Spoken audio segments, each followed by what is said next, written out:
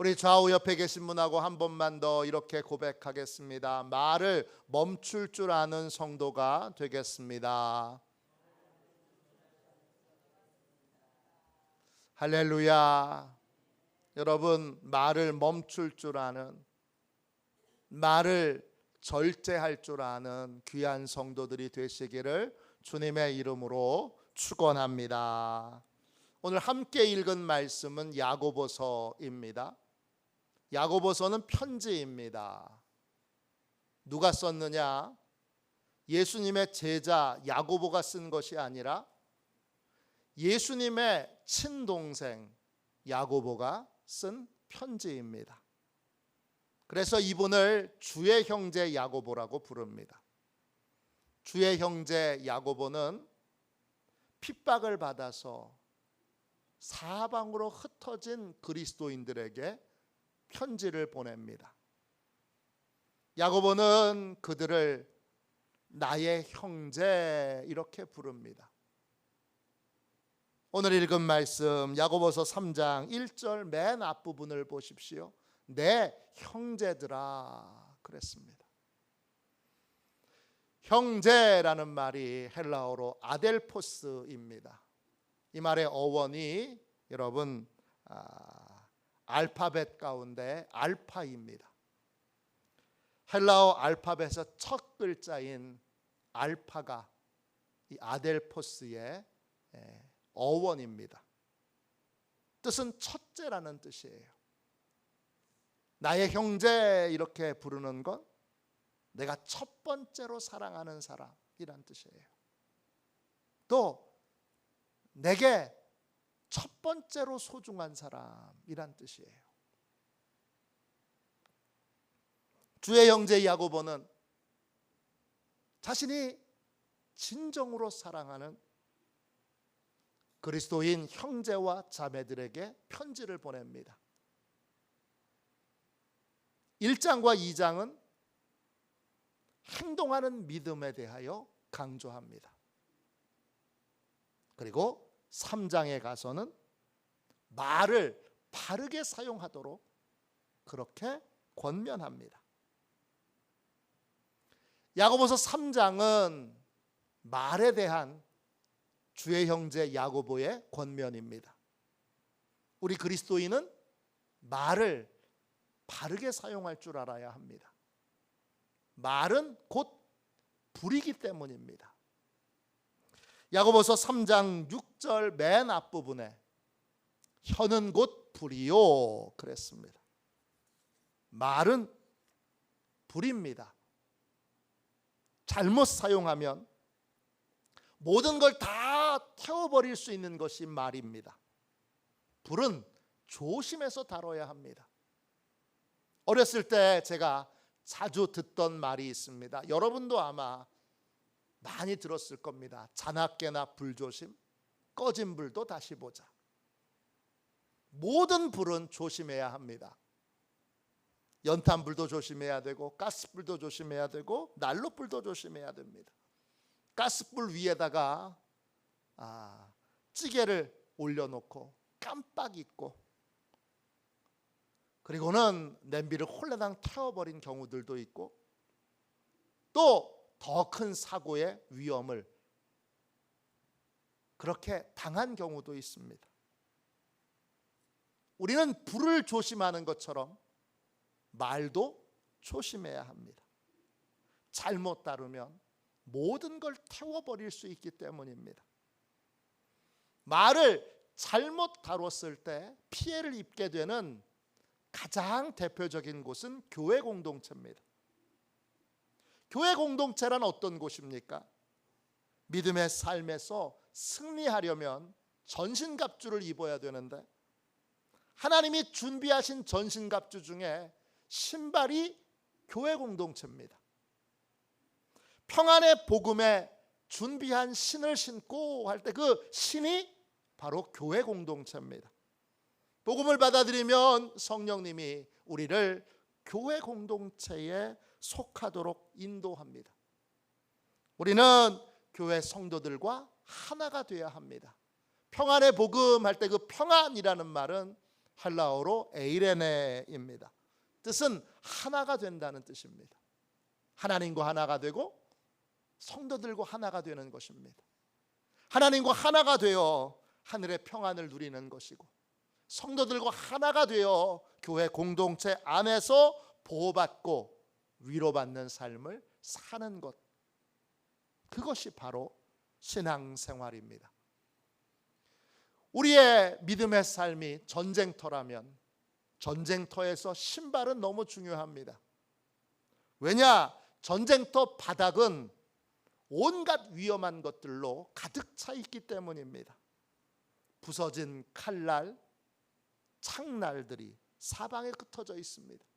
맨발이면 여러분 한 걸음도 내딛지 못합니다. 또 부서진 뼈 조각, 쇠 조각, 유리 조각들이 사방에 흩어져 있습니다. 튼튼한 신발, 그리고 웬만한 칼날, 창날, 날카로운 것들이 뚫지 못하는 바닥이 튼튼한 신발을 신어야 합니다. 그래야 전쟁터에서도 움직일 수 있습니다. 전쟁터에서 신발 없이는 한 걸음도 옮길 수 없는 것처럼 믿음의 삶에서 성장하고 전진하려면 튼튼한 신발이 필요합니다. 그 신발이 신앙 공동체, 교회입니다.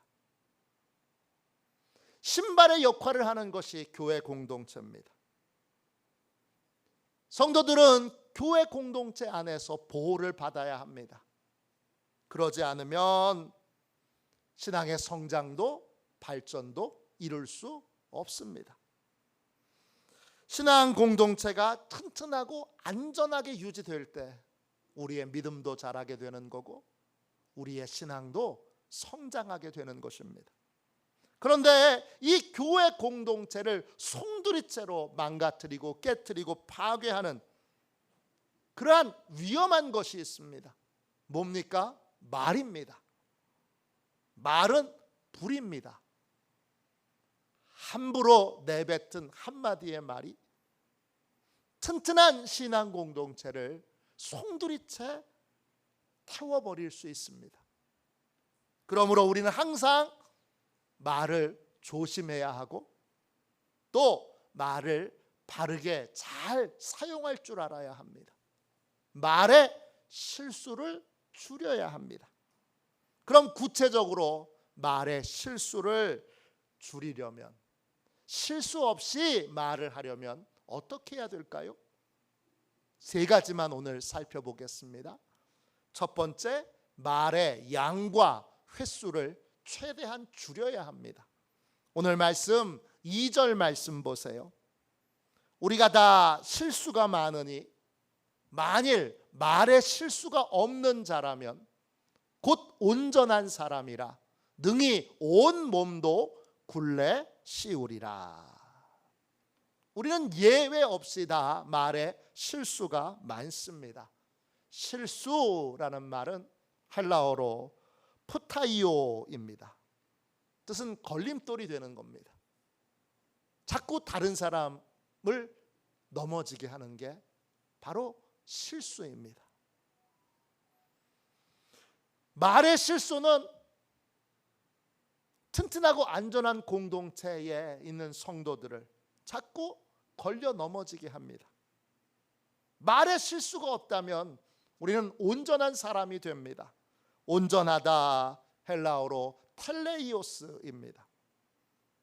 끝까지 안전하게 도달한다, 이런 뜻이에요.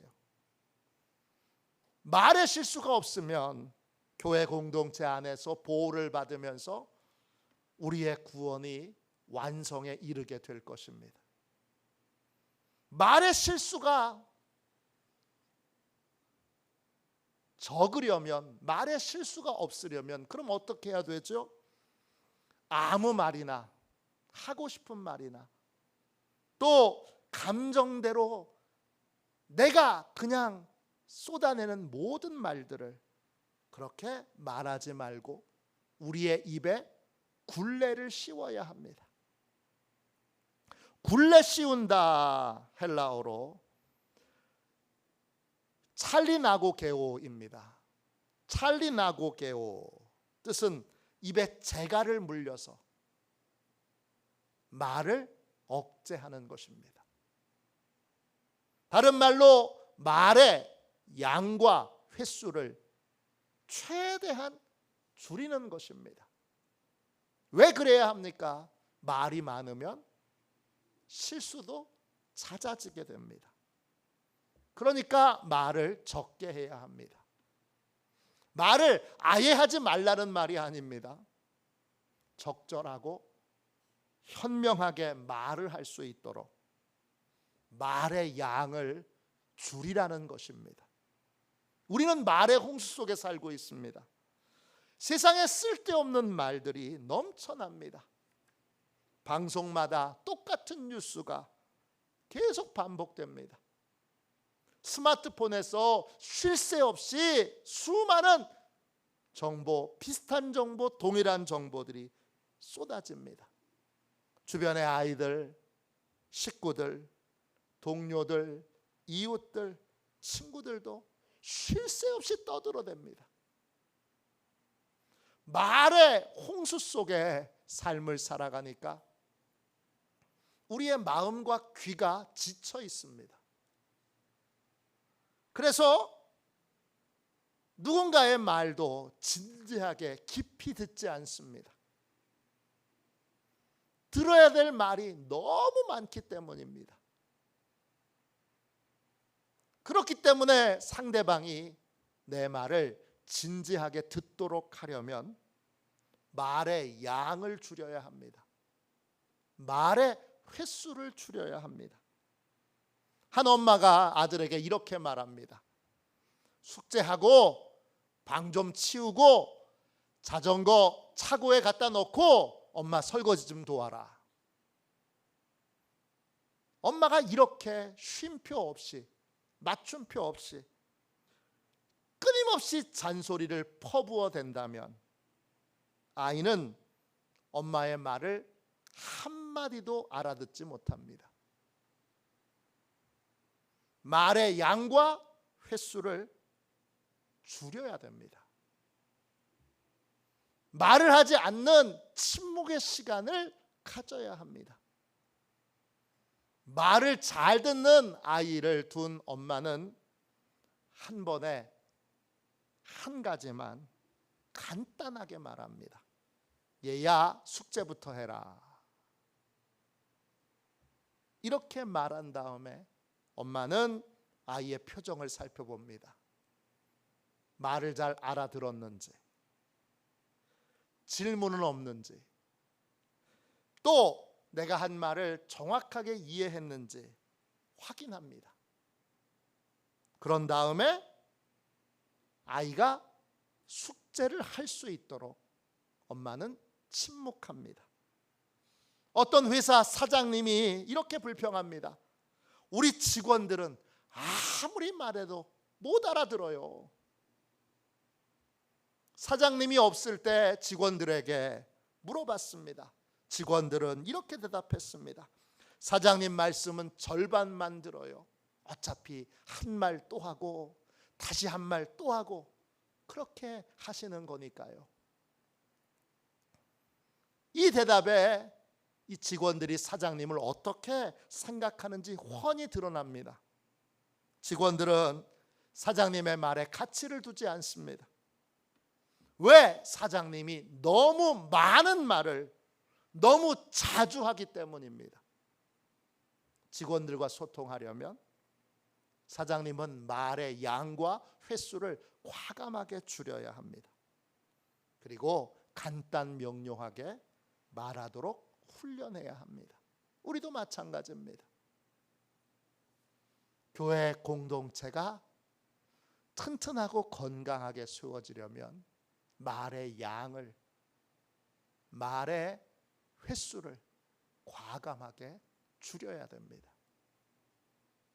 그래서 간단 명료하게 선명하게 말을 할 수 있도록 훈련해야 합니다.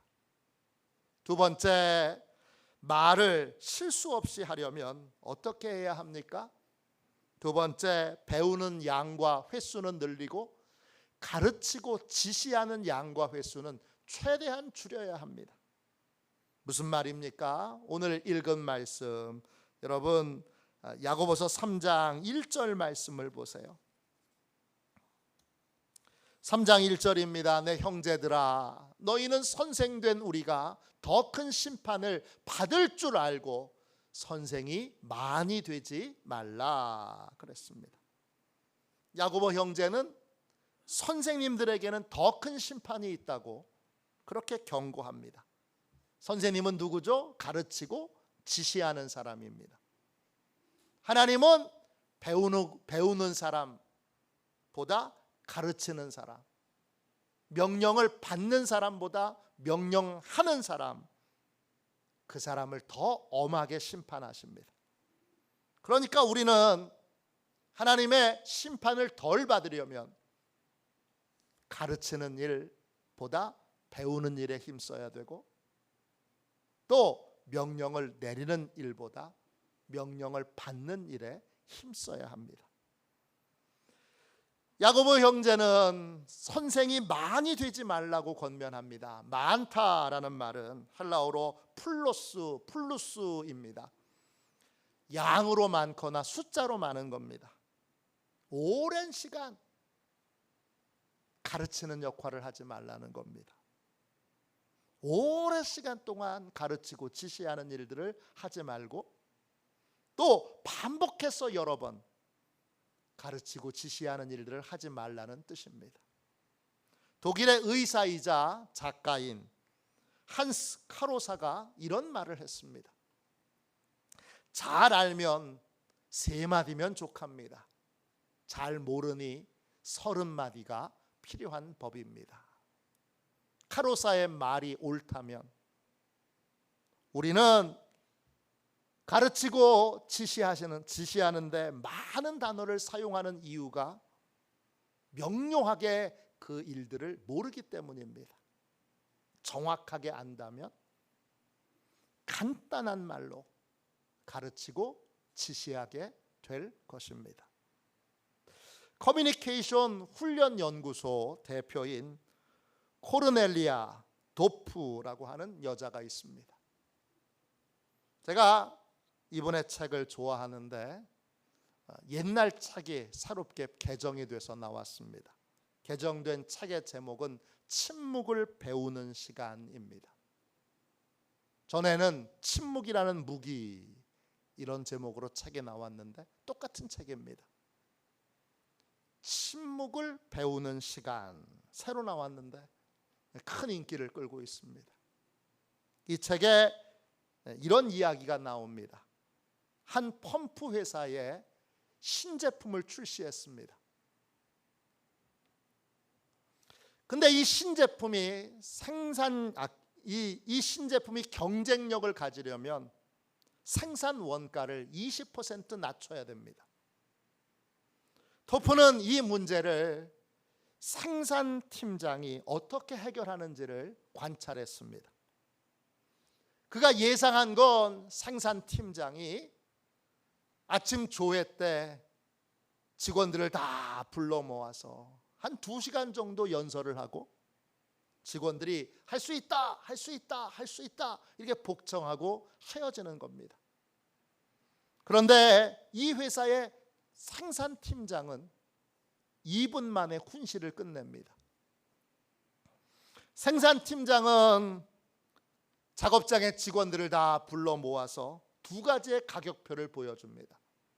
하나는 아시아에서 만든 펌프입니다. 가격이 41만 원. 다른 하나는 본인 회사에서 생산한 펌프입니다. 51만 원. 2가지의 가격표를 보여주고 팀장은 이렇게 말합니다. 지금부터 3개월의 시간이 있습니다. 이 가격표로 바꿉시다.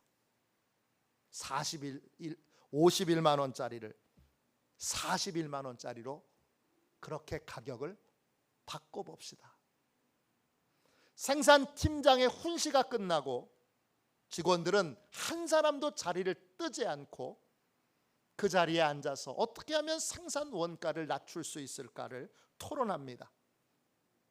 만일에 생산팀장이 2시간 동안 일장 연설을 하고 그 다음에 할 수 있다, 할 수 있다, 할 수 있다 그렇게 외치고 났다면 직원들은 한 사람도 남지 않고 다 커피를 마시러 가거나 아니면 휴식을 취하러 갔을 겁니다. 우리는 무엇인가를 가르칠 때 말을 많이 합니다.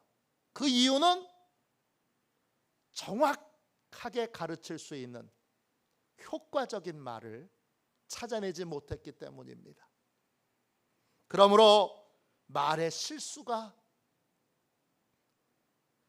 없어지거나 줄어들려면 배움의 시간과 기회는 더 늘리고 가르치고 지시하는 시간과 기회는 큰 폭으로 줄여야 합니다. 최대한 줄여야 합니다. 그래야 여러분 말의 실수가 없습니다. 마지막 세 번째로 말의 실수가 없이 말을 잘 하려면 어떻게 해야 합니까? 세 번째, 침묵의 유익을 알고 침묵을 훈련해야 합니다. 오늘 말씀 3장 3절을 보세요.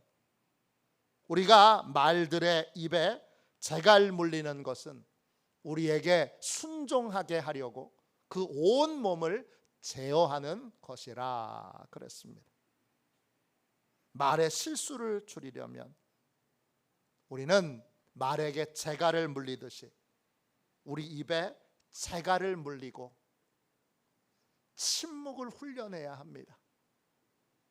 침묵을 훈련함으로 침묵의 유익을 깨달아야 됩니다.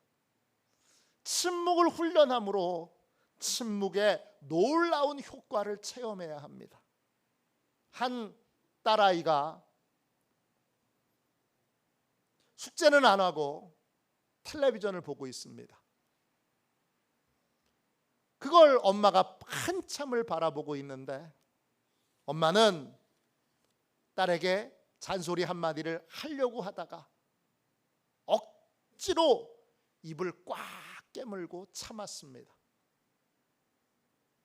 5분의 시간이 지나니까 텔레비전에 재밌는 게 안 나오는지 딸아이는 텔레비전을 끄고 방으로 들어가서 숙제를 합니다. 만약에 엄마가 텔레비전을 보고 있을 때 딸에게 잔소리를 했다면 딸이 방에 들어갈 때까지 30분 이상의 실랑이를 했을 겁니다. 또 엄마는 딸과 엄청나게 싸웠을 것입니다. 그런데 엄마가 침묵하니까 5분 만에 문제가 해결됐습니다. 이게 침묵의 효과입니다. 한 여성이 옆자리에서 근무하는 동료와 함께 점심 식사만 되면 커피를 마시면서 이야기를 합니다. 이야기의 내용은 주로 직장 상사나 동료에 대한 험담입니다. 그러던 어느 날 이 여성이 침묵하게 됩니다. 그리고 동료의 얘기를 그냥 듣기만 하게 됩니다. 그랬더니 이 동료의 말이 처음에는 험담에서 그 다음에는 자기 고백으로 바뀝니다. 자기가 이혼한 사실을 고백합니다. 2아이를 키우고 있는 이야기를 들려줍니다. 또 최근에 집을 판 이야기도 들려줍니다. 침묵하지 않았다면 동료의 형편이 집을 팔 만큼 어렵다는 사실을 전혀 알지 못했을 겁니다. 이것이 침묵의 효과입니다. 한 여성 팀장은 직장에서 언쟁이 생길 것 같으면 침묵합니다. 바로 입을 다뭅니다. 그러면 싸움이 되질 않습니다. 이 팀장은 직장에서 모든 관계가 악화되는 것, 그것을 피하기 위하여 침묵을 선택했는데 항상 효과가 있었습니다. 침묵에 있어서 우리가 더 한 가지를 분명히 알아야 할 것이 있습니다. 모든 침묵이 다 좋은 것은 아닙니다. 침묵 중에도 건설적인 침묵이 있고 또 파괴적인 침묵이 있습니다. 건설적인 침묵은 문제를 해결하기 위한 방법을 찾기 위하여 하나님께 기도하기 위하여 침묵하는 것입니다. 문제를 정확하게 이해하기 위해 침묵함으로 하나님의 도움을 받는 것입니다. 감정적으로 반응하지 않기 위해 또 효과적인 말과 표현을 찾기 위해 침묵하는 것입니다. 이런 침묵은 건설적인 침묵입니다. 반대로 파괴적인 침묵은 문제를 회피하기 위하여 침묵하는 것입니다. 문제를 외면하기 위하여 다른 사람의 비유를 맞추기 위해서 틀린 줄 뻔히 아는데, 잘못된 걸 뻔히 아는데 상대방의 기분을 나쁘게 하지 않기 위하여 그냥 침묵하는 것입니다. 이런 침묵을 회피형 침묵이라고 부릅니다. 회피형 침묵은 문제를 개선하거나 해결하지 못하고 시간이 지날수록 내면에 분노가 쌓이게 만듭니다. 그리고 자기 비하로 이어지게 만듭니다. 우리가 침묵하는 이유는 하나님의 도움을 받기 위해서고 문제를 잘 해결하기 위해서고 그리고 모든 사람과의 관계에서 불편함이 없이 여러 갈등을 조정하기 위해서입니다. 커뮤니케이션 코치 가운데 샘 혼이라고 하는 분이 있습니다. 아까 제가 소개해드렸던 책과 정반대의 책을 이분이 내셨습니다. 책 제목이 말하지 않으면 인생은 바뀌지 않는다입니다. 이 책에 이런 이야기가 나옵니다. 샘 혼의 친구가 있는데 손주가 있습니다. 벌써 20살이 됩니다. 20살 된 손녀가 있는데 이름이 브리타니입니다. 이 브리타니는 발달장애를 가지고 있습니다. 구세군 매장에서 일을 하는데 고객들을 응대를 잘해서 직장 상사에게 이제 승진 후보군에 들어갔다는 얘기를 듣습니다. 그런데 그 말을 듣고 난 다음 날 브리타니는 해고 통보를 받습니다. 브리타니는 큰 충격을 받습니다. 그러나 차분하게 생각을 정리하기 위해 침묵하고 그리고 생각을 정리한 다음에 직장 상사를 찾아갑니다. 그는 상사에게 5분만 시간을 달라고 부탁합니다. 그리고 이렇게 말합니다. 어제는 제가 승진할 거라고 하셨는데 오늘은 왜 해고하겠다고 하시는지 제가 이해할 수 있도록 도와주십시오. 이렇게 브리타니는 직장 상사에게 말합니다. 상사는 어떤 고객이 찾아와서 브리타니가 무례하게 응대했다고 불만을 크게 제기했다는 이야기를 들려줍니다. 그러자 브리타니는 그 고객이 누구인지를 기억해냅니다. 그리고 이렇게 말합니다. 저도 그 고객을 기억합니다. 그 고객은 이미 사용한 매트리스를 환불해달라고 억지 요구를 했습니다. 저는 매장 정책상 보호 비닐을 벗겨낸 제품은 반품할 수 없다고 공손하게 말씀드렸지만 그 고객은 펄쩍 뛰면서 제게 화를 냈습니다. 상사는 브리타니의 이야기를 차분히 듣고 그리고 브리타니에게 일어나서 사과합니다. 쉽지 않은 일인데 브리타니는 매장 정책을 끝까지 잘 지켰습니다. 그걸 칭찬하고 고마워했습니다. 그리고 그 결과 브리타니는 상사의 약속대로 승진하게 됩니다. 이 브리타니는 상사와의 어려운 대화를 피하지 않습니다. 또 상사에게 적대감이나 분노를 표현하지도 않습니다. 그녀는 침묵한 후에 온유하고 겸손한 태도로 상사에게 이렇게 말했습니다. 제가 이해할 수 있도록 도와주세요. 제가 이해할 수 있도록 도와주세요.